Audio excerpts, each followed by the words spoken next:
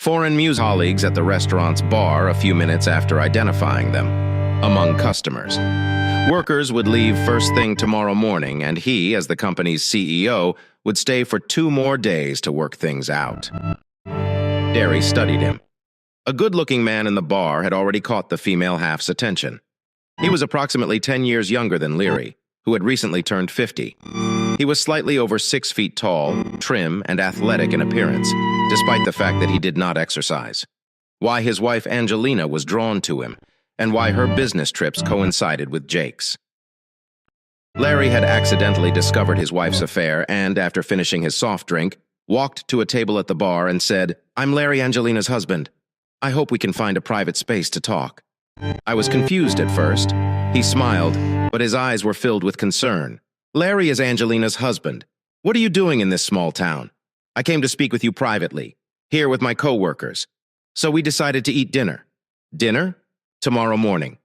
Do you think we could meet another time in our hometown?" I looked around the room, half empty and mounting in an empty booth in the back as suggested. "All I need is 5 minutes." Dick followed Larry outside. He appeared very agitated. "Down in the booth, at a table?" he asked. "I don't understand why you came all this way to speak with me. It would have been so much easier to call. It would have been simpler and more convenient. Now I wanted to meet the man. My wife and I share a room while on business trips, in the same bed." Jake was knocked out of his right position, did hesitate and mumble.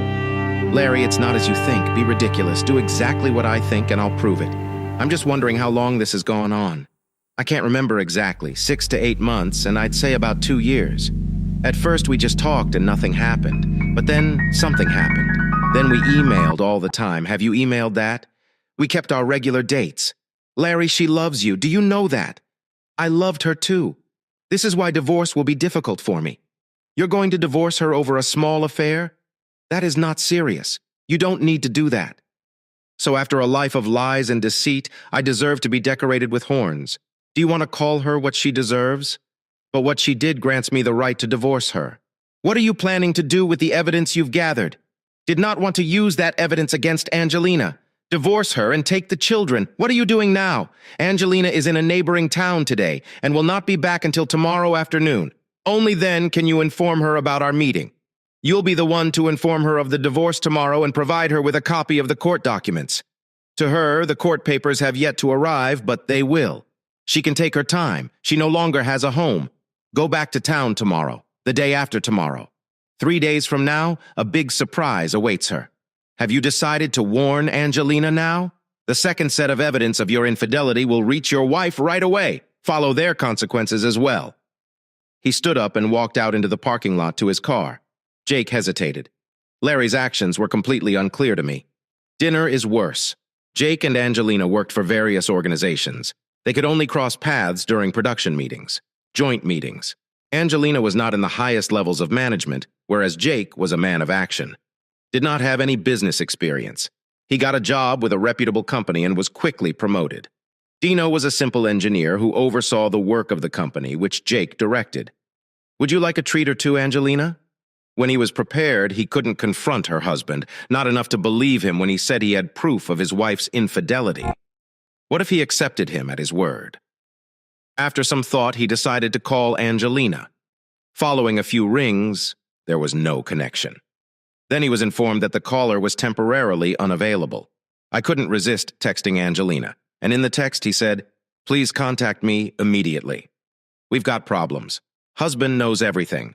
He was aware that his marriage was at stake, but he did not trust Larry. Probably had nothing. He was driving his car when he heard the sound of a text message. The information was on his wife's cell phone, which she had left at home while driving away.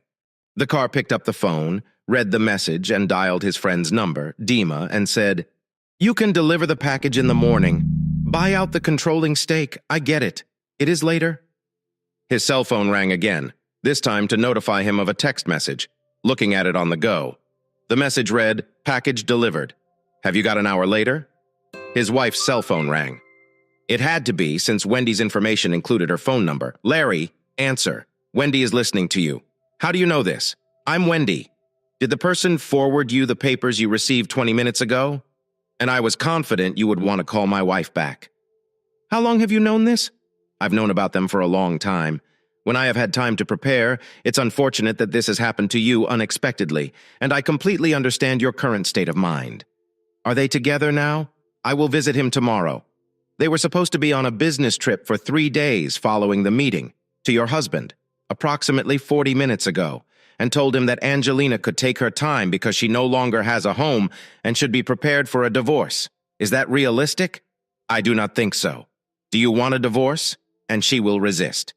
But I've prepared a statement of claim, and my lawyer is ready to file it. Your husband will present it to her tomorrow when we meet. I took my children, and they already live somewhere else, to destroy your family and tell your husband not to contact or call my wife. But he did not listen. And that is why I sent you the documents. However, these are not the only consequences for him. Lydia, how difficult it would be for me to live without my husband's support. Do you think so? Financially, you are even better off. Your husband received this in your name as a gift from your parents. You have access to your husband's account. In good conscience, you can withdraw 75% tomorrow morning. And you'd better hurry. Good hill it. Allow him to compete. If you do, I will send a lawyer to help you. Do you need to pay a lawyer? It is already paid for, but I will not interfere with your plans. Consult with a lawyer. Angelina was thinking about her upcoming meeting with Jake. Work on the business trip. However, she had informed her superiors that there was a lot of work to be done and that it would take 2 or 3 more days. She was preparing to meet with Jake. I knew it would be a good night tonight. Dina was happy. She no longer felt bad about her 2-year affair with Jake in front of her husband, Larry. Angelina's life was going well. She was proud to be a wife to such lovely and intelligent children. She was regarded as a professional at work. She also had a wonderful lover named Jake. But nobody knew anything about the lover. Jake was now in a nearby district center in a hotel where she was expected to arrive tomorrow. Those who had come with Jake, his employees, would have left home. Angelina had lost her phone and could only contact Jake via email, but the laptop's battery was completely dead. She couldn't remember Jake's phone number, but she knew her husband's and decided to call him from the hotel phone to check on the kids. Hello, Larry, it's me. I lost my phone somewhere. I did not lose it. You put it in your purse, which was hanging in the hallway, and then you left with another purse, didn't you? That your purse obsession would lead you nowhere. Do my purse. How would I go about doing this? I called you an hour ago to see how you were doing during the call. It came from your purse, which was hanging in the hall. I realized there was no reason to call you again. Has anyone else called me? I know I was at work. Did not look. Where is the phone? In my purse. Should I take it out? Do. There is no need to get it out. I will make do with these days. To the neighbor's house to play computer games. There are enough computers at home. New game, a group game. She is also playing. I will tell you more based on their conversations. For them to retire to bed. Angelina and the kids are on vacation. I forgot. It's a New Year's vacation. There is a lot of work to be done, but the commission bonuses will be good.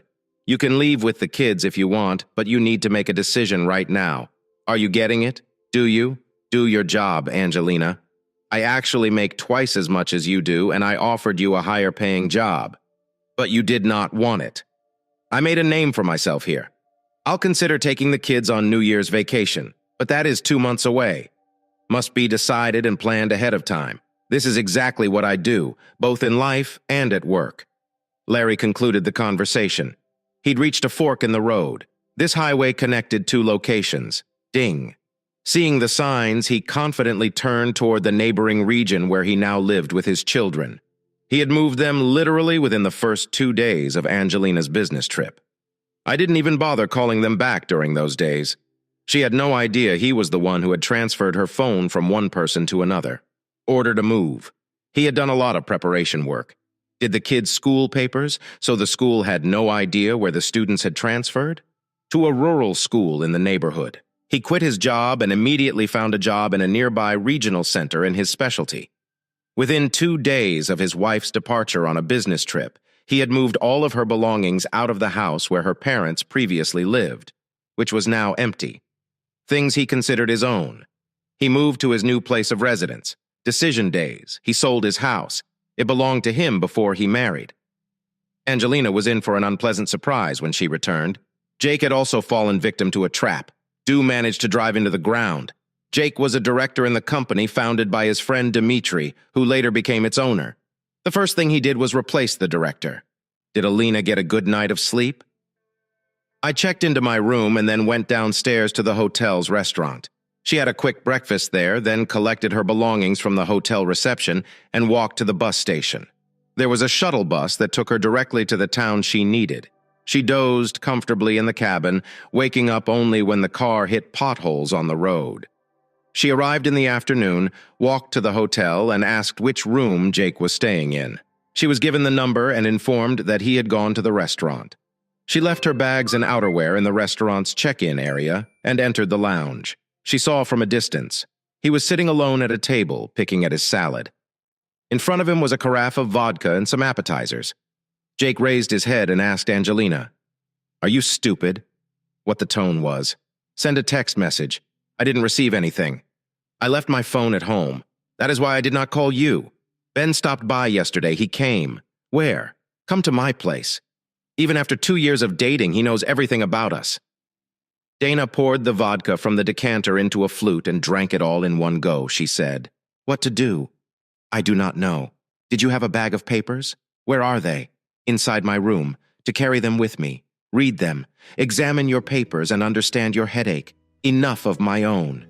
"You did not ask Larry what it was. It is a divorce complaint that he is removing the children from your custody. You have nowhere to live. It'll all be in your paperwork. Vodka. Grab some. Is there any vodka in this room?" "Checking out and heading home, so there is no vodka. There are papers in there, with my things. The shuttle bus takes an hour and a half. I need to decide where to live. Did he turn you over to your wife?" "He warned me that if I told you what was going on, he would give the papers to my wife." "So what happened?" "Did nothing. I texted you and tried to reach you. It was under his control and he promptly delivered the dirt on me to my wife. Didn't believe he did it. We just broke up around 12 o'clock today. She called me and said she wouldn't let me into the house. The founder of our company called me back and told me I was fired. For what?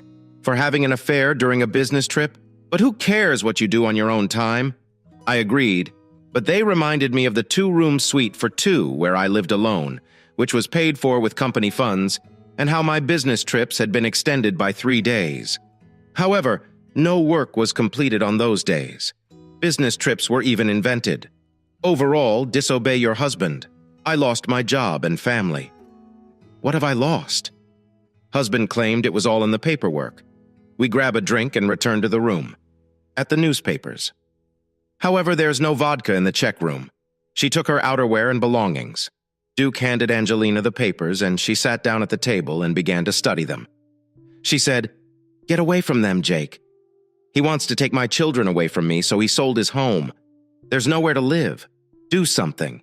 Do my stuff at the house where my parents used to live. Dave has moved to the city and now lives in an apartment, leaving the house empty. Revenge for cheating on him for 2 years. What are your suggestions? We must go and save or we can save. Only I know Larry is meticulously planning this entire thing. Okay, I am going. Do you have to read all of the documents yet? You have only read the statement of claim and there's a letter from him inside. Tell me what. I will call him." Angelina called Larry's cell phone number from the hotel phone and was surprised that he answered. "Do you understand? You are upset with me. But what is Jake's role in this? He is ruining his family and career. If you do not understand, I will explain. Your relationship with Jake was completely inappropriate. I didn't know what to tell you." "Larry, that's inappropriate. Jake is our client. Supervise their work. We spoke with him a lot on the job. As far as I know, it isn't just work. No, I understand, but we should have handled it ourselves. I warned him yesterday not to contact you. He called you, then texted you. As promised, I interfered in his life. He's going to have to handle this on his own. Okay, I've got to go because I have another meeting. Let us talk tonight and put this behind us. I love you. Down soon, trips over so quickly. I decided not to go on any more business trips like this. Angelina, you have already read my statement of claim. Tell me what you think about it. I will not divorce you and I will not give you the children. Deeds is old enough to choose which parent they want to live with. I'm not in a hurry to get divorced. However, you never know. I am still young enough. Do not use a solution. We'll get together maybe. This marks the end of the conversation. Jake was listening. I would suggest Angelina. Let's head to the bus station. A shuttle bus is on its way. Dennis Hotel. We will not resolve the situation by stating that you have a location where your belongings can be unloaded. Actually, this is my grandmother's house. She left it with me, but it's cold. I do not have a choice. I need to live somewhere. My wife does not want to hear from me. The house is registered in her name, a gift from her parents. Do I have nothing to do with the home? Do hotel and proceed to the bus station. They boarded a minibus and headed for their town. The journey took about 2 hours, and they drove in silence. There was nothing to discuss. When they arrived, they got in a cab and drove to Angelina's house. She dropped off her suitcase and returned to her house in the same taxi. Was she approached? She noticed that someone was inside the house. She went to the yard and knocked. A woman opened the door asking, "Who do you want?" "Would you like to see the owner?" The demon called out. "Victor, there is someone here to see you. Where is Larry?" "There is no Larry here. Victor will tell you all about a man who approached and introduced himself. I am Victor. You have been distanced. I am looking for Larry. He is the previous owner. I bought the house from him, and yesterday, my wife, kids, and I moved in. Where is Larry? I do not know. Have you redone the paperwork?" "Of course. About a week ago, shortly after his wife was discharged. According to the house book, she moved in with her grandmother or parents. But I did not check. Where did he relocate to? And the location he went to?" Dinner realized Larry had been planning his departure for a long time. The house looked around the snowy yard and burst into tears for the first time in a long time. Did Selena walk to the bus stop to catch the shuttle bus to the mall? She then walked to her new residence. She had inherited the house from her grandmother. Dinner and absence. Jake had fixed the heating in the house and told her that her grandmother and grandfather were wise people. You could heat the house with gas, but you can't right now because there is no water in the heating system. So what did you do? Water quality is poor. Now I've flooded the stove. The smoke is coming from the chimney. Have you spoken to your wife? I called. She'll talk to me. I called my friends. The news of my dismissal spread quickly and no one needed me. Another one has something going on and some of them did not even answer the phone. This, I found out today. I have no friends. You are going to get a job, to do. I want to call my husband, to go to work tomorrow. He is a labor fanatic who cannot function without it. Cook something to eat. I brought groceries. Please give me your cell phone. Where are yours? I do not know. I believe Larry has it. The grocery bag was dragged into the kitchen building. We should at least get your belongings into one room we can't access. How will we sleep? Dinner comes first. I'll talk to my husband if he responds. And if he doesn't, I'll help prepare dinner. The pasta and pork are basted and fried before being seasoned with meat. What? Pork chops. That's correct. What do you think I'll have with my vodka? I need to go to work tomorrow. Unless my husband fires me. It was Saturday and your company was closed. I have already lost track of the days. Give me the phone. I gave Angelina the phone. She dialed her husband's number. I heard Jake. I am listening. It's Angelina. I do not have my phone. I forgot. Lawyer will return it to you. He is supposed to come by after the weekend. Why does he own it? Because I gave him the phone. He'll come by after the weekend with an offer. Offer. Are you familiar with this complaint? I'm not asking for child support from you, but you are welcome to pay them voluntarily. My offer includes options for when our children reach the age of 14. If you recall, we signed an agreement allowing them to open bank accounts. And they did. I made the first deposits into them. The disadvantage is that they can manage their own accounts, and I want them to have money saved up for a wedding or school. How do you propose we accomplish this? I'm creating another account and transferring funds for their future there. How long? This. And under no circumstances will I allow myself to touch that money. If you decide to get involved, the lawyer will explain everything. I believe we're done here. You gave me less than 1 minute. Throughout the years we've been together. Do you know how humiliated Jake was? I'm glad he lost his job and his family as a result of your efforts. Could you do this to me after all our happy years together? Follow-up question. How could you do this to me, to our family? Larry, you need to forgive me. I need your help. Did you and the children, did it or not? Angelina, I have been thinking the same thing. I realized a long time ago there is nothing to say but Larry. Think about our family, to be destroyed. Did not tell me I did it. Did you consider this before starting your affair with Jake? Forget about me and the kids. I am just getting my life in order. I am ashamed of you, but I want to see my children, and if you can forgive me, I would like to resume our marriage. Give me a chance to make amends. Now is not a good time to visit the children. We can call ahead, and I will figure out how to make it happen. They do not want to see you. Saving our marriage. That train has left, and it will not return. There is no way I will stay married to you. Will you even try? Today, I am not upset about what happened. Do you feel sad? I assumed I'd be sad or lonely, but now I am not. Feel uplifted. Am I satisfied with what I've accomplished? A little sorry I lost you, but you made your own choices. I didn't realize it would come to this. Decreed me during our marriage. You didn't hesitate to do it. Dear me, you were going on a business trip. You abandoned me and our children to go see Jake. Your actions have consequences, and they cost you, your children, your marriage, and your home. Me, you allow you to visit them. I will comply. But the question is, will the children want to hang out with you? Punished your lover as well, and it's up to his wife to decide what to do with him. What he'll decide, I don't know, but he's definitely out of a job. You're happy now that you've smeared us? Tell you that I don't regret a single thing I did to get back at you for destroying my family. I will not stop there until your lover is destroyed. He should not have deceived me when I warned him about this. Sorry for his wife for being married to a cheater who destroyed our marriage. This is the end of it. Home. Larry ended the conversation. Devoured opened the gate and drove into the yard. The house he had purchased was not far from the center. It looked imposing, inexpensive, but he had bought it for pennies.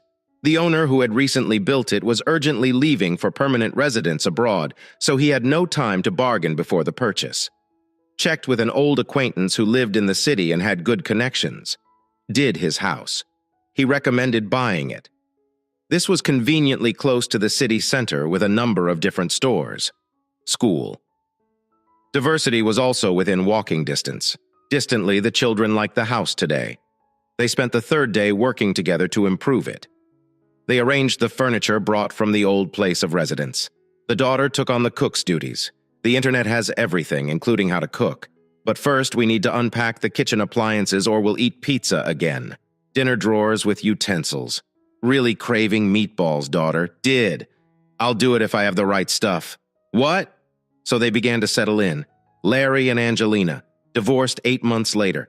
Did much as Angelina hoped. Larry never showed up in court. Didn't answer his cell phone. Neither did the children. Angelina lived alone in her house. Dew kept her job, but she didn't travel. Found a place to live and moved in, hoping to rebuild his relationship with his wife. But things didn't work out there either, especially since his wife had gotten a job and was being courted by her unmarried peer with whom she was studying.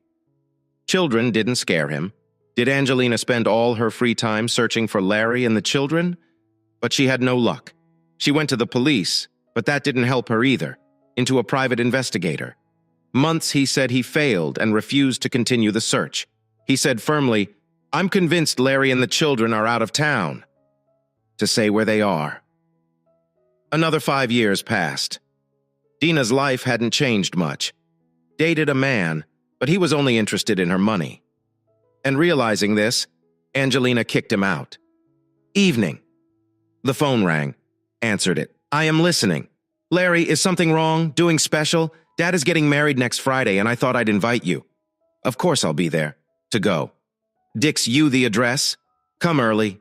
"Divorce. Where am I staying?" "Did my place in my daughter's room. She's already staying with her fiancé. We let me talk to my daughter. Dad is not here right now. Can I talk to her before the wedding?" "Divorce?" "Both her and Ben. Now. Due here tonight." "Well, anyway, do my number when you arrive. Call me. Do meet you at the station. Do you live in the regional center of the neighboring region? Text you the address just in case." Darlene arrived in the neighboring region. Larry met her at the train station, picked up her bag and took her to the parking lot. Was parked there. Angelina asked him, "What should I get for the young people?" "Did see Machine?" "Almost 6 years and I haven't seen Ben either." "Dinner. Everything she needs, maybe just money. Come to my place. The kids are here. We'll have dinner together. Marcia will be long. Her fiancé will come for her and they'll go to their place, the house where Larry lived. Met by a friendly woman. Larry introduced her. "Meet Sabrina. This is Sabrina," my wife Angelina could only say. "Nice to meet you, Angelina. Wash your hands in 5 minutes. I will invite everyone to the table. Where are the children? They're running a little late. They'll be home soon. School Marcia and her fiancé. They are coming. Angelina was shown to her room, cleaned herself up, and went into the hall. Sabrina was working in the spacious kitchen, and Larry was sitting in the hall. She said to Angelina, "Don't go into the kitchen. When Sabrina is cooking and setting the table, it is better not to disturb her. She only allows Marcia to do that. They are like two friends. Do Larry tell me? I've always wondered why you met Jake in the hotel restaurant. I knew for a fact that he would violate the condition I set and want to contact you. Losing his job was a foregone conclusion. I'm a demon of the owner of the company. Did you keep me? Disfigured. You'd already lost enough, your place, your kids, and you've already got a different job. Yes, you punished me very much, especially by keeping the children away from me. They could have called you any time. I didn't forbid it. The only thing I asked them to do was not to tell you where we live. Do you got to that hotel? I found him in the restaurant. His wife had called him before and told him he might not be coming home. He was in a trance. Honestly, thought I'd just come over and smack him around. But then I decided, after all, I have kids. Didn't want to leave them to you to raise while I'm serving time. But I looked into his surprise. Married? Well done. I should congratulate her. Got a job and met a man. He's single and childless. Worked out well for them. Do you? Do you think? I hope that find you and bring you back. Now I realize that's impossible. Could have done it. Counseling and keep our family together. Could convince you to go to counseling. Maybe I could. It's just not for me. They've done too much damage. I can't trust you. The kids are here. Different door open. And Marcia and a young man named Ben appeared in the hallway. Masha, taking off her shoes, shouted, "Mommy, shall we feed Pavel?" Sabrina called out from the kitchen, "Of course we'll feed him. Why did you stay late today?" "Did a meeting at Ben's group. So we were waiting for him." "All right, young people, wash your hands and come to the table. Put the wine on." Diligent came in. Angelina was paralyzed. She sat in the chair and couldn't get up from excitement. And said, "Betty, why don't you tell us that we have guests?" "Angelina," cried Larry, calming her down, said Angelina. "It's all right, let's go to the table." Sat down at the beautifully set table. Sabrina gave Larry a bottle of wine and a corkscrew. Dasha came to her senses and turned to Angelina, saying, "Mom, meet my fiancé, Pavel. We studied together at the university. Do meet you. I'm Masha's first mom, so let's drink to meeting and getting acquainted. You just want a drink? Let's talk. Sabrina, drink a snack and then we'll talk. Starving, then we have a lot to talk about, including the wedding. What about the wedding? Don't talk dirty. And appetizers, everyone." They drank and started eating in silence. They had a massive chicken fried baked in the oven and a side dish of fried potatoes. Disasters were on the table and salads were served. Red fish and cheese, tartlets and other appetizers. Everyone had had enough. During a served dessert, clearing away unnecessary plates and cutlery, due and lunch was over. Angelina and Marcia went to the room that Marcia occupied, then did not go, but joined her father with Pavel sitting with them. They discussed the plans for the wedding. After an hour, Angelina and Marcia came to the hall. "Descend, Pavel. Get ready." "Let's go," old Sabrina fast and went into the kitchen. Didn't she? Came out with chicken thighs packed in a bag separately in a tray. "Did the fried potatoes in it?" she said. "Marcia, this is for you and Pavel for dinner, and enough for breakfast in at lunch. For you to come home, I'll make cutlets." "Man, there are a lot of work. It's okay. I'm on vacation anyway. Turn to Ben. Tell me, how did you live?" "Did not bad. Time I studied first at school, now at the university. Dearly wanted to go to work, but my father and mother Sabrina did not allow. They could still support me and Masha. Why didn't you call me? What do you think? My father didn't forbid it, but it was hard for me to justify what you did. He told you everything. He had to explain why you weren't living with us. Told us everything. If you had the option not to, he wouldn't have told us anything. Hard for him, especially at first. Masha and I helped him with cooking and cleaning, but all he wanted us to do was study. And we did. Ask you about your mother at school. They did. We said she didn't live with us, and that takes care of everything. We only went to school here, me, for 3 years, Masha for 2. She went to the university a year before me. She'll be a specialist in the light industry. Do you? Study software engineering on my dad's advice, now on studying math. Is that 1 + 1? Do 1 + 1 is arithmetic. In arithmetic is the branch of math that studies numbers, their relations and properties. Where are you going to be? Did you a computer programmer? Dad bought me a fancy computer for that. And I write programs. You'll need it. To my room. Emergent internet stuff to do. Having finished in the kitchen, called Angelina and Larry to drink tea. Derry dismissed the suggestion and went to his office, but Angelina agreed. They sat down together.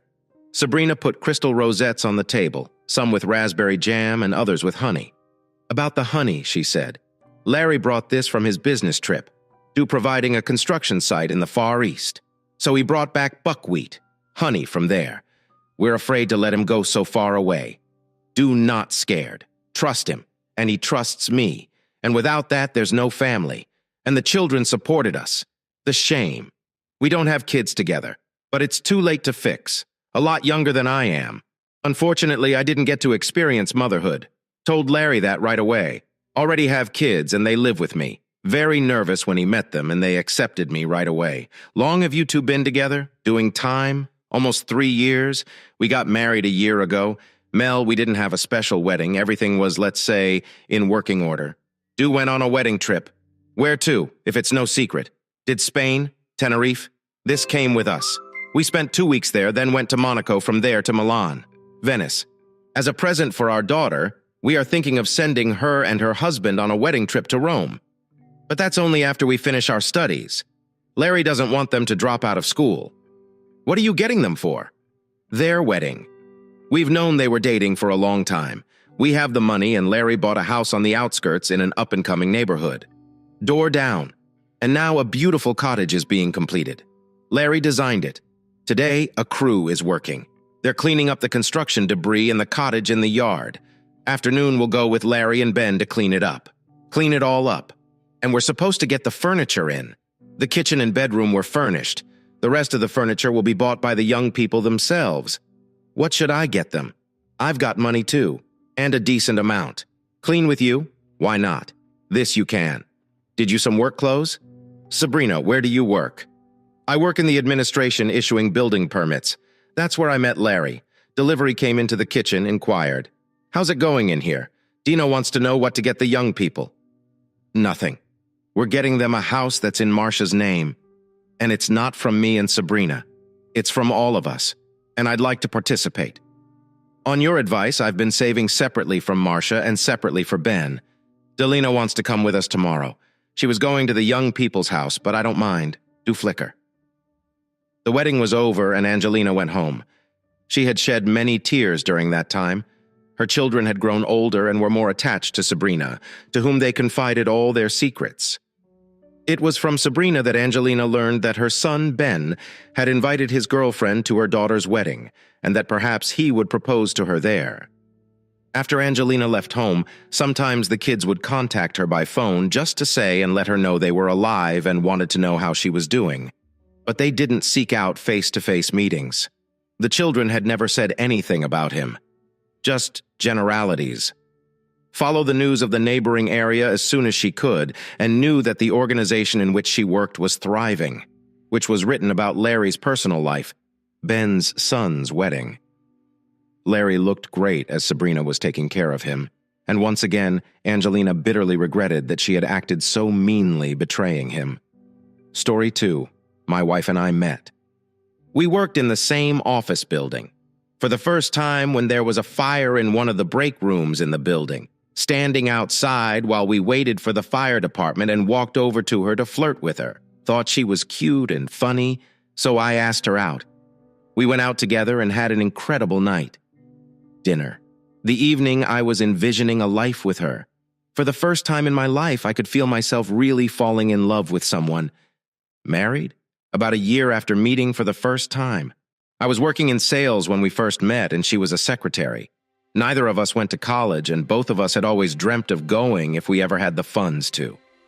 After working for several years at my job, I realized I didn't need to go to college. I was climbing the ladder at work. My wife still wanted to go so she could be a teacher and leave her bed and job. One day she came home from work and told me about a new program her office was offering where they would cover the cost of tuition for employees to study certain things. Assumed it was a continuing education program for people who had already been to college to learn new things in their field. She told me that wasn't the case. She would be working full-time but attending a local community college on nights and weekends. It was mostly taking general education courses, but they enroll in some practical business management ones as well. Thankfully, she was only taking 4 classes a semester, and most of them were only once a week. Dew was still able to see her during the nights on Tuesdays and Thursdays, and she had Sundays off completely. There's a lot less than I was used to, but I knew that it was only temporary, and when it was done, she would be happier and feel more fulfilled. About halfway through the semester, she told me that her course schedule had changed and she would be attending classes Thursday nights. I thought it was very strange because I didn't think class schedules would just change like that. She told me that one of the professors had a family emergency and wasn't going to be able to teach at the regular time, so she had to switch to another class. Didn't make a lot of sense to me, but I didn't have much of a reason to question her story. As far as I was aware, she never lied to me before in the past, so I trusted her data, so on Mondays, Wednesdays, Thursdays, and Fridays, I hardly saw my wife. I would say goodbye to her in the mornings, and I would see her again around 9 or 10 in the evening when she wasn't at work or school. She was at home studying and trying to keep up with her homework. I could see that it was wearing on her. Did she and I stop having sex altogether, the two stressed out from everything going on to even think about it, to tell myself that it was all for the better? But it was frustrating. She was home. I tried to make things as easy for her as possible. I cooked for her, made sure the house was tidy, and offered to help her with studying and homework to make it a little less intensive. It was a Tuesday night, and I was expecting her to be home after work. But she didn't show up. I waited for a little while, just thinking that she was being held up at work and would walk in the door at any minute. But after about an hour of her not showing up, I started to worry. I called her several times and she didn't answer. Did 2.5 hours, she walked in the door like nothing was going on. She didn't understand why I was upset. She swore that she told me she was attending a study session with some other students, which she didn't. We got into an argument about it because she was refusing to believe she did something wrong. Daly dropped it, and I was just thankful she was all right. Over the next couple of weeks, she attended the same study group that she mentioned that evening. I would be lying if I said that I wasn't annoyed that she was attending it. I had very little time to spend with her, and Tuesday nights were one of the only nights during the week I got to see her. I understood that she wanted to do well in her classes, but it felt very inconsiderate that she was sacrificing the little time we had together to join a study group that she didn't even need. Did ask her about the group. She was very vague about the details she shared, didn't even tell me what they were studying for. Around the same time, she was being very secretive with her phone, and it always seemed like she had something to hide. Starting to get suspicious about what the study group really was. Did something in my gut was telling me that she was lying about it and was trying to account for time away from me. I asked her about who she was texting one day, and she told me that it was just a group chat for study group. I suggested she invite them over for dinner one evening, but she quickly shut that down. She told me that they weren't really friends, just study partners. After a couple more weeks of the same things happening, I needed to get some confirmation that she was being honest. She came home one day and passed out in bed rather quickly, dropped her phone and looked through it just to find some kind of proof that the study group really existed. Did specifically mention a group chat, but I didn't see any indication that there was one. Did a few miscellaneous conversations between her and some other students talking about homework or sending links to each other about classwork. Other than that, I saw some messages from coworkers. Did do them just to make sure everything was okay. But when it came to her boss, I found something interesting. The messages weren't explicit or anything, but there were a few messages where he was confirming if she was staying late on certain days. All of them were on Tuesdays and Thursdays. My wife would just reply with a thumbs up. I didn't want to say anything until I had a more solid understanding of what was happening data. So she went to work the following Tuesday in the morning, just as she always did. I was working from home entirely, so I drove to her office building at the end of the day to get eyes on her. Car in the lot and waited for her to come out to see what was happening. Never came out of the building. After about half an hour of waiting, almost everybody else had gone home for the day. Didn't come, so I made my way inside to see what was going on. That my wife wasn't at her desk, but I could see that her boss was in his office with the lights on. Watched it and listened, hearing moans and grunting on the other side. It was safe to assume it was my wife with him in there. I didn't interrupt them. Instead, I logged into my wife's work computer and looked through the Slack messages between her and her boss. They were careful enough not to mention anything over text messages on her phone, but they lacked the forethought with their Slack channel. There were dozens of messages where he asked my wife what color her underwear was, asking her to take them off in the bathroom and bring them to him, and so much more, while they were in his office having sex. I took screenshots of the messages and sent them to myself. I waited at her desk for them to come out of the room. They were both surprised to see me. Dave tried to make it seem like nothing was happening. He told her that I wasn't an idiot, and I knew that there was something going on, but I had no idea it was her boss. Chime in and tell me that there was no point in overreacting about the situation. But that didn't make me want to punch him any less. Just asked me to leave the building her so she could explain everything to me. I knew that there was no viable explanation for her cheating on me, so I didn't want to hear it. Did without her. But unfortunately, we lived in the same house, so it was difficult for me to avoid her. She called me in the kitchen and started explaining it all to me. Did known her boss for a very long time, long before she even met me. Knew how badly she wanted to get out of that job and start a career for herself. First met. They had a little bit of a fling in the office, but nothing came of it. They're getting married, and aside from a few drunken kisses over the years, nothing ever escalated. His wife divorced recently, and he started coming on to her more. At first, my wife shut it down and told him that she was married, but then he told her that he would help her with college tuition if she agreed to keep everything quiet. There was a program at their office for continuing education, but my wife wasn't technically qualified for it. Her boss pulled some strings for her and got her approved. She slept with him. He definitely shouldn't have offered that to her. Day knew it would have been just tempting enough to get her to do what he wanted. Dick and Ship was coerced from the start, but my wife was still married to me and she still could have said no. She didn't need to go to college. She wanted to go and she chose to cheat on me and sleep with her boss to do it.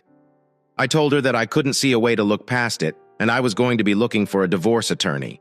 Some things, and left to go stay in a hotel while I figured everything out. Did my wife and her boss for everything they did, and I wanted to get back at them for it. I felt bad being so angry, but she had lied to me for a long time and it was wrong. I didn't even know that she had been with her boss before all that happened.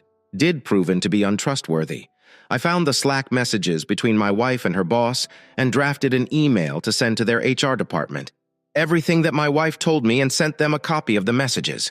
I got a response the following day thanking me for sending the message and promising to launch an investigation in the middle of the divorce proceedings with my wife. I found out that her boss was fired. Wife's still at her job, and I think that was because the HR department was nervous about firing her because her boss was so persistent about sleeping with her. They were probably worried it could be some kind of retaliation against her. She did lose the funding for the tuition that she needed to attend college. She was forced to drop out bad, so in the end I ended up divorcing my wife and she lost everything. Didn't even get to continue going to school after the divorce. Her boss was fired and the story actually ended up in the local newspaper. When you search his name, the termination is one of the worst things that pops up. I know he's going to have a difficult time finding another job now. It seems like you and your wife were working hard to build the life you had before all of this happened. I can tell that you cared about her and really wanted to spend time with her instead of being with you. She lied and spent a lot of her time with her boss. The relationship started in a coercive way. I knew that you wanted to go to college more than anything, and he could make that happen. He had power over her, and he should never have suggested what he did. Good that he was fired from that position because he seems like the type of person who wouldn't hesitate to abuse his power again. That being said, your wife should have known better. It isn't a necessity, and she should have realized that what they were doing was wrong. She never disclosed to you that she had a previous relationship with her boss. Seems like she kept a lot of things from you during the marriage. Here is the next story. My wife had been working on a particular project for 4 months. Although it was not her personal endeavor, she was the driving force behind its success. The project aimed to save her company, Bixler Enterprises. She had been obliged to work hard for the past 4 months, which had made things difficult. It was critical for her and the organization. Bixler Enterprises was likely to fail if the project was not completed. Sarah held a bachelor's degree from Albright and an MBA from Wharton. She was the smartest member of the family. I began working as an auto mechanic right out of high school and continued to do so for the next 21 years. I didn't mind because I enjoyed the work and it was well paid. It was enough to cover Sarah's education expenses as well as the costs of raising 2 children. We weren't living in luxury, but we were doing okay. The kids had already shipped out and our finances were looking well. Sarah became pregnant 3 months after we married at the age of 18. For the first few years we were married. We lived with my parents. They had a large empty house because 4 of my siblings had gone away. This meant we had a babysitter. Sarah's first few years of college were difficult due to 2 pregnancies, and the 4-year degree took 6 years to complete, but she persevered. I always had a job and could always work extra hours if necessary. Sarah graduated from Wharton and we rented our own house. She had job offers from numerous prominent companies, but they all required us to relocate. I did not mind, but Sarah preferred to stay close to home. That's why she chose to work for Bixler Enterprises. It paid well, but more importantly, it provided her with responsiveness and opportunities for advancement. Sarah was a hard-working, diligent employee. The presentation will place Thursday at the Radisson Hotel in Philadelphia. I took a few days off from work to help her as needed. In the end, all I did was make her something to eat. When she returned home, I knew nothing about her employment and didn't want to know. High-level corporate business bored me. Businessmen from Europe, Asia, and South America gathered here. The corporation paid for their flights and supplied lodging at the Radisson Hotel while they were here. It was quite expensive, and based on what Sarah had mentioned, the corporation was overestimating its funds. Her presentation was significant to her, the organization, and more than 200 people. Until Tuesday evening, everything was going smoothly. Sarah returned home wearing a new outfit, a gray suit with a white shirt. She lay down what she needed on the guest room bed. She was a normal housekeeper. She was meticulous at work, however. I didn't understand why she needed to remove her nice underwear, but I said nothing. In addition to her presentation suit, she wore numerous adorable tiny cocktail dresses to social engagements before and after the event. I had always avoided such gatherings, but felt bound to accompany her if she wanted me to. She thanked me for the offer, but stated it was unnecessary. Before she left work, she neatly stored all of the goods and equipment she required in her Volvo's trunk. She drove the automobile herself to ensure that everything was in top condition. She had all day Wednesday to prepare and all evening Wednesday to spend with her visitors. Sarah was so brilliant at what she did that I wished I had remained away from her. Finally, she was finished. She checked and double-checked everything. All she needed was a hot shower and a good night's rest. I believe my error was that I started searching Sarah's belongings after she started showering. I thought I was helping, but it was quite the opposite. I was changing stuff on the bed when a small white envelope slipped out of her makeup bag's side pocket, along with a drugstore envelope, but not the kind we usually use. There were 10 pills inside. I had no idea who Pravin was, and the directions were unclear. If necessary, take 1 pill followed by a second dose 12 hours later. I suspected it was caused by anxiety or tension, but the directions made no sense. On Monday, a prescription was written in her name. I returned the envelope as she finished her shower. I decided I wanted to learn more about Pravin before informing her about it. Of course, mentioning it would imply I was snooping through her belongings. I loathed dilemmas. While Sarah prepared for bed, I went to our personal computer and typed in Pravin.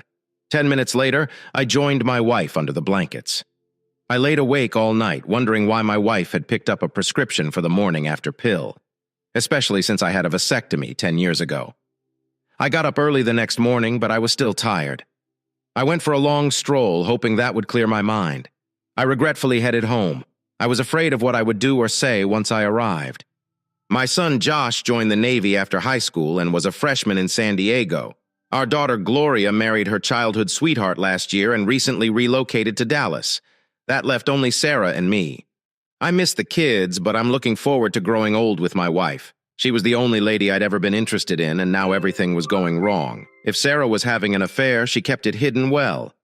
Of course, I never checked on her. I never checked her emails or phone calls. I saw no reason to. I had no idea what she was doing during or after work. I absolutely trusted her. "John, where the hell have you been? You want some eggs or something?" "No, only coffee.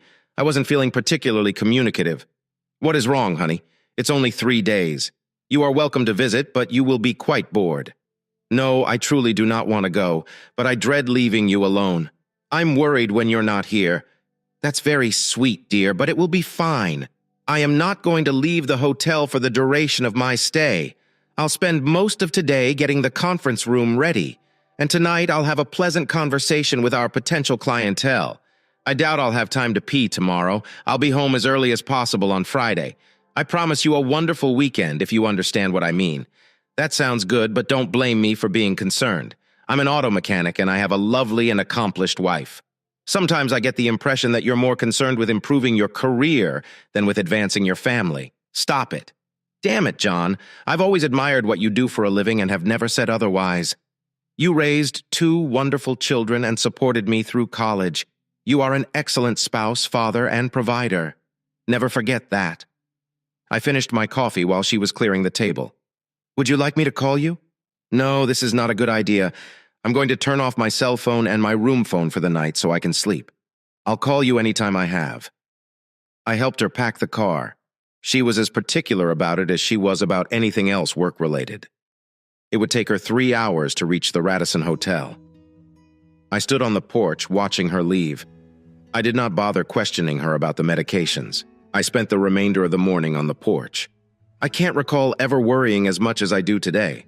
I felt little and insignificant. I felt out of my league. I was a small-town guy with a middling job and a successful spouse. It was a mismatch. I should have spotted it sooner. I felt dumb. The best suit I owned was a blue blazer and slacks. At least I had a few ties, even if they were a decade out of date. I'd just finished getting ready when the landline phone rang. Hello, sweetheart. I just wanted to let you know I arrived. Okay. You had a good drive. I'm thinking the traffic was not too heavy. That was fine. I will call you tonight. I've got to go. I'm in room 714. Sarah, I can be at my parents' or brother's house tonight if you want to call me on my cell phone. Okay. Cell phone rings. I love you. I've got to go. I took my time traveling to Philadelphia. I didn't go directly to the Radisson. I stopped first and had a steak and cheese. It promised to be a long night. I was unsure what I was going to do. I parked in the hotel garage and waited. I knew I'd have to enter the hotel eventually. I simply couldn't determine when to do it. My cell phone rang, which helped me make my decision. John, I just wanted to let you know that everything has been settled. I'm heading downstairs now to meet some people and eat dinner. You did not forget anything, did you? No, everything is fine. I have everything in my room for tomorrow. Do you need anything? No, John. Relax. I'm going to turn off my phone. I will call you tomorrow morning. All right, Chuckles, have fun. It is not pleasant, John. It is work. I did not appear too out of place. The lobby, cafe, and meeting rooms were crowded, so I was able to blend in. There was a charming small pamphlet displaying the layout of all the hotel rooms. I walked through the various rooms and paused at the walls to look around at the crowd. I had no idea how I would react if Sarah saw me. I would find out if and when this occurred. I discovered an event board that listed all of the rooms that were being used by different organizations. Bixler. Enterprises did not have any rooms available on Wednesday night. I found this intriguing. Sarah had stated she wouldn't leave the hotel, but now I wasn't so sure. There were 3 dining rooms: family, casual, and fine dining. Sarah was not a fan of dining with children, so I went to the informal room first. It simply took 5 minutes to confirm she wasn't present. I had better luck at the gourmet lounge. It was a snug little booth tucked into a corner. People reserved tables for private rendezvous. Sarah wore a black cocktail dress with a deep neckline and pearls. She looked exquisite, and her friends seemed to appreciate it. I knew a couple of the individuals Sarah worked with, but he was not one of them. He was familiar to me, but I couldn't recall him. There were lots of seats available, so I had no issue crossing the room. There were candles and small glass candlesticks on the tables. I blew mine out and informed the waiter that it was affecting my glaucoma. I got my normal chicken dish and settled in. The waiter poured my coffee a 3rd time. Excuse me, the person across the table looks very familiar. Do you know who he is? Sure, that's Malcolm Eugene Foote. He serves on the town meeting. He's anticipated to run for Congress in the coming years. Is his wife with him? She's incredibly attractive. No, this is the first time I have seen her. He always reserves that table for exceptional females, if you get what I mean. I simply smiled at him and asked for the check. I'd never seen Sarah that sensual with a man before. She appeared to understand everything he said as if he were God or something. They weren't doing anything wrong, but it wasn't platonic or professional. When I departed, they were on their second bottle of wine. I now understood why she had stolen her beautiful lingerie. I sat in the corner of the lobby to avoid being seen. 10 minutes later, they walked out of the restaurant. She grabbed his hand as they walked across the lobby to the elevator. I paid close attention to the floor indications, and the fact that the elevator had stopped on the third floor was a good sign.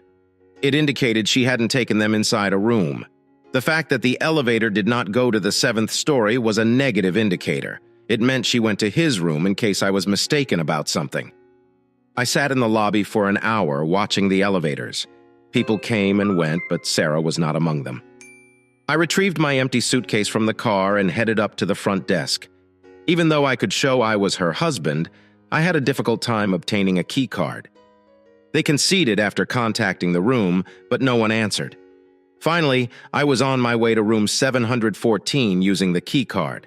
I did not even turn on the lights at first. I sat in the dark room for more than an hour. It wasn't difficult to ensure she wouldn't return to the room. First, I packed all of her clothing and personal items. I did not leave anything behind. I checked the prevent package. There were still 10 tablets left on the dresser, which was carefully lined out with all of the supplies she needed for her presentation the next day. I began filling the suitcase.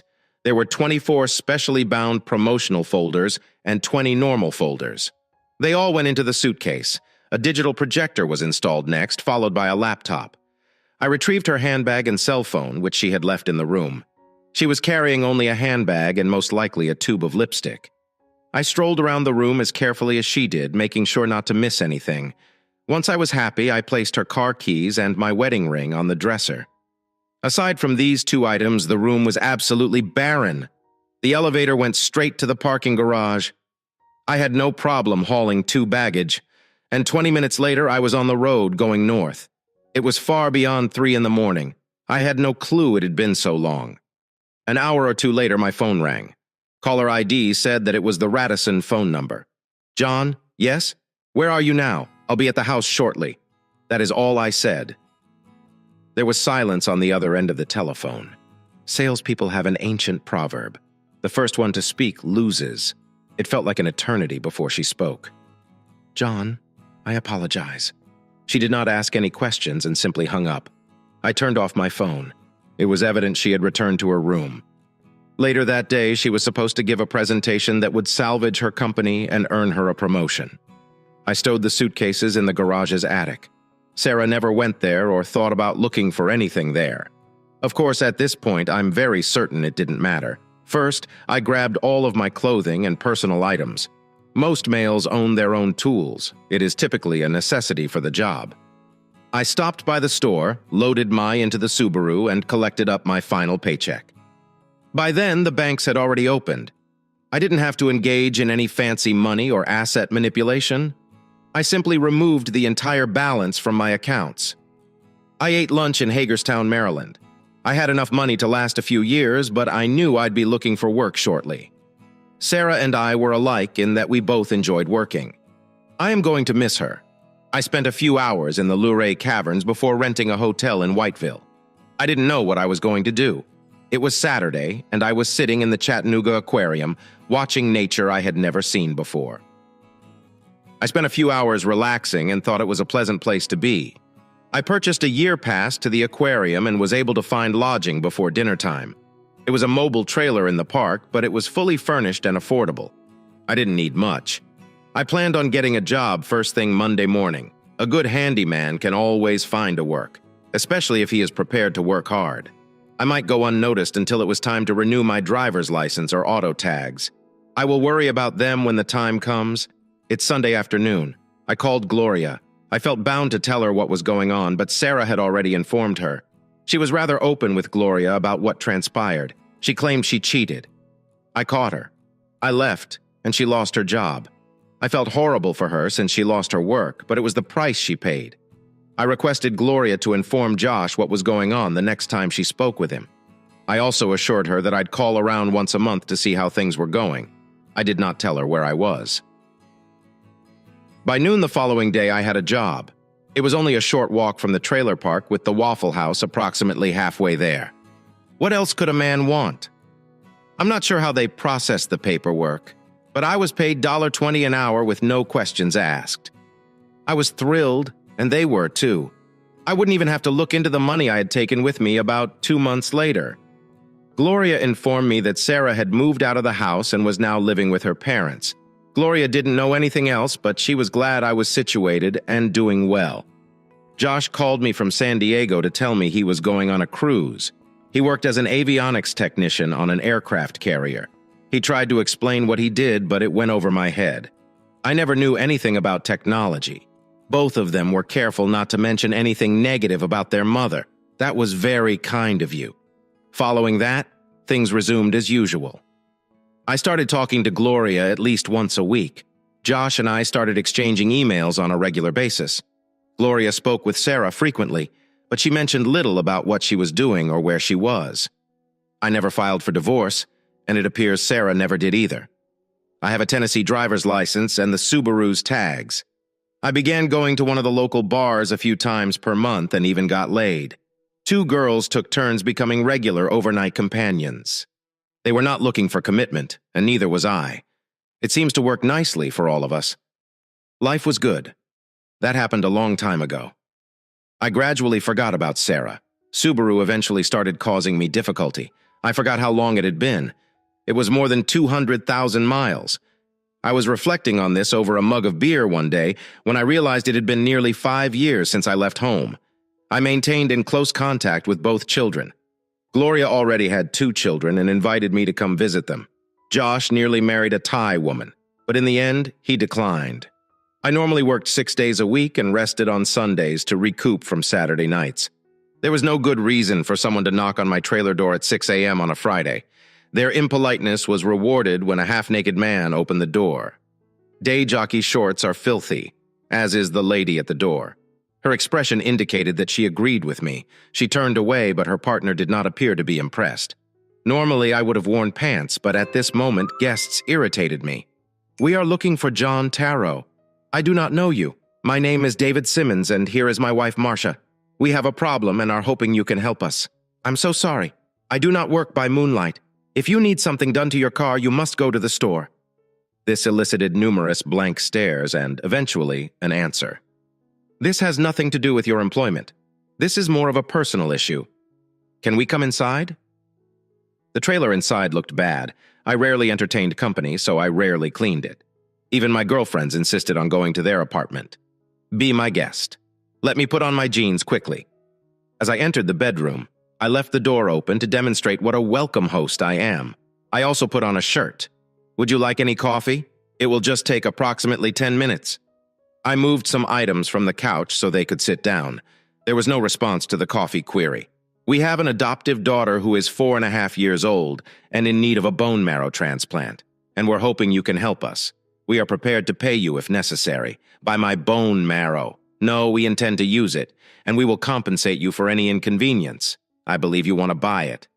I was acting like a wise ass, and then I recognized it. These individuals were serious. They had a significant problem and were asking for assistance. "I'm so sorry. I did not mean to interrupt. Please continue.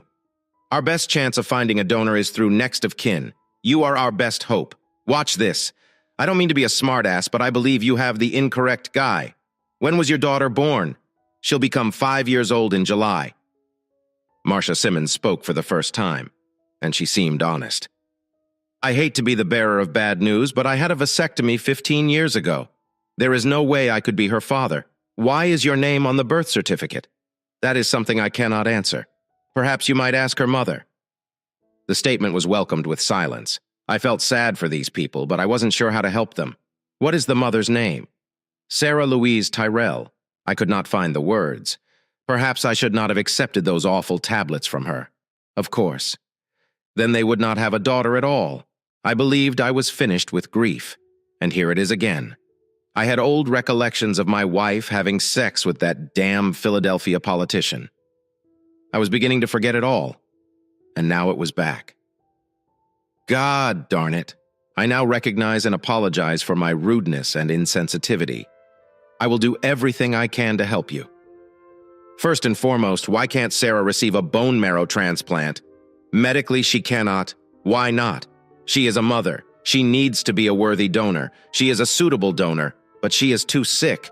The physicians won't even consider employing her. What is it that you are sick with?